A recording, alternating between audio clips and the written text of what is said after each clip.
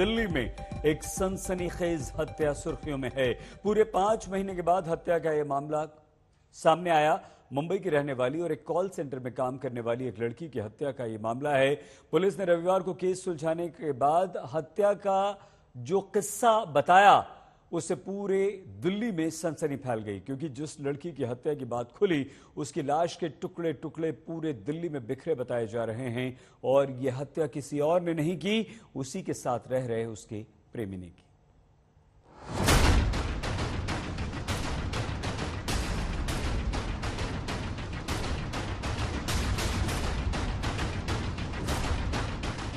मुंबई में मोहब्बत और दिल्ली में कात्ल, पूरे शहर में बिखरे प्रेमिका के लाश के टुकड़े।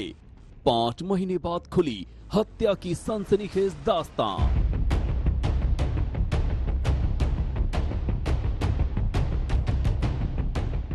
तस्वीर में ये मुस्कुराता हुआ चेहरा श्रद्धा वकार का है, जो अब बस तस्वीर के इसी फ्रेम का हिस्सा बनकर रह गई। यानी श्रद्धा वकार अब इस दुनिया में नहीं है। लेकिन दिल्ली पुलिस की माने तो श्रद्धा वकार के जिस्म के हिस्से देश की राजधानी के किसी भी हिस्से से सामने आ सकते हैं। ये बात सुनने में जितनी हैरत अंगेज लग रही है, दिल्ली पुलिस की माने तो ये अब तक का वो सच है जो श्रद्धा को मौत के घाट उतारने वाले शख्स से पता चला है। अब तक का खुलासा यही है कि श्रद्धा की लाश के टुकड़े पूरी दिल्ली के अलग अलग हिस्सों में बिखरे हुए हैं, लेकिन कौन सा हिस्सा कहां है इसका पता अब किसी को भी नहीं।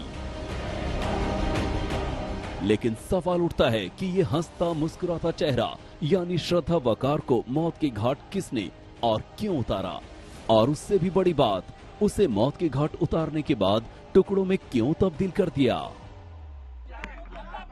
ये कोई फिल्मी कहानी नहीं है। पुलिस की माने तो ये किस्सा एक प्रेमिका के कत्ल का है, जिसकी लाश के टुकड़े पूरे शहर में बिखरे हुए थे। आफ्ताब अमीन पूनावाला और श्रद्धा वकार मुंबई के मलाड इलाके में एक मल्टीनेशनल कंपनी के कॉल सेंटर में साथ साथ काम करते थे। साथ में काम करते करते दोनों एक दूसरे के बेहद नजदीक आ गए। इसके बाद दोनों अपने घर वालों की मर्जी के खिलाफ लिविंग में रहने लगे। दोनों के घर वालों ने ऐतराज किया तो दोनों ही मुंबई से दिल्ली आकर यहाँ मेहरौली के पास एक फ्लैट में रहने लगे।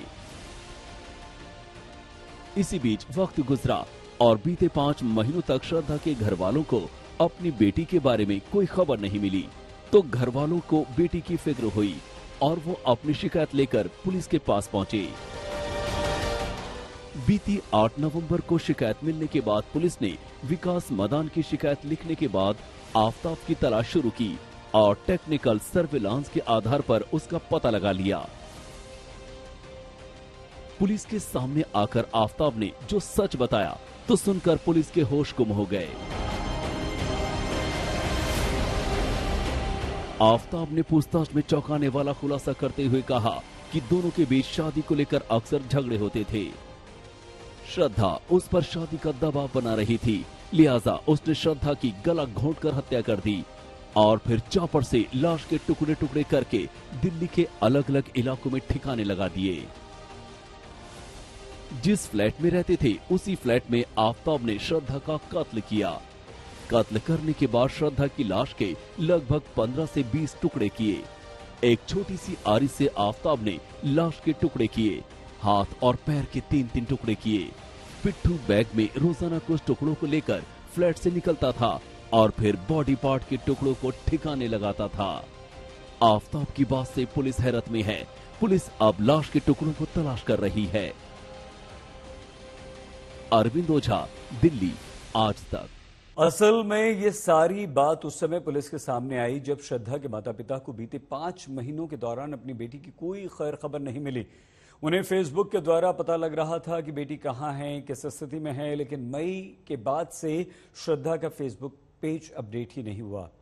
माता पिता को चिंता हुई, वो दिल्ली आए, पुलिस के पास पहुंचे और तब जाकर पुलिस ने जांच पड़ताल की तो ये सामने आया।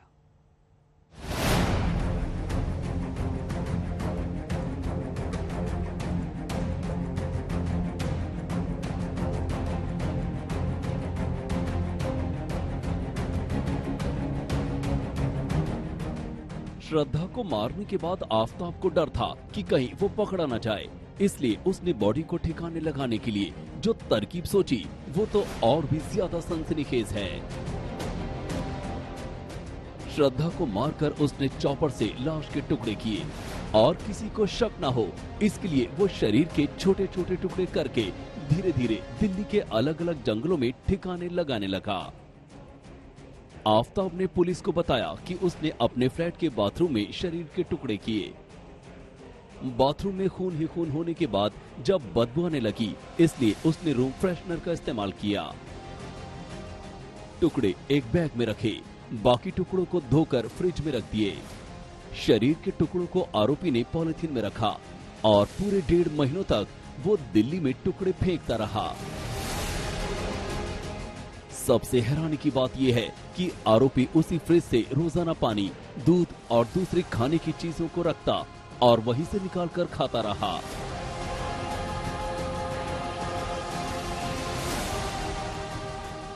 आफताब ने श्रद्धा की लाश के 35 टुकड़े किए, मेहरौली के जंगल में फेंके टुकड़े, हाथ पैर को कई टुकड़ों में काटा, शरीर के टुकड़े जंगल और दूसरी जगहों पर फेंकता रहा।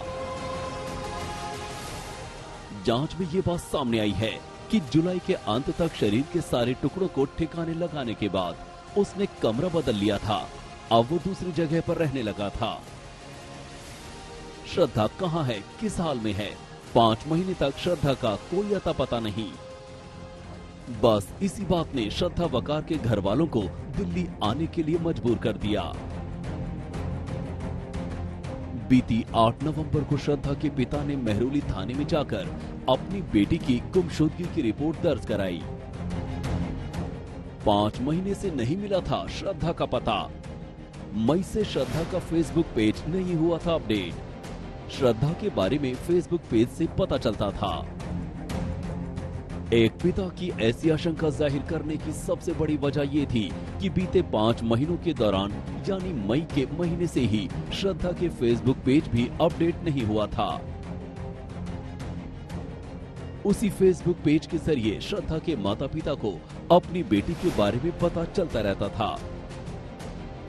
श्रद्धा के माता पिता की शिकायत के बाद पुलिस ने जब 13 नवंबर को आफताब को गिरफ्तार किया तो उसने सनसनीखेज खुलासे किए। अरविंद ओझा, दिल्ली, आज तक।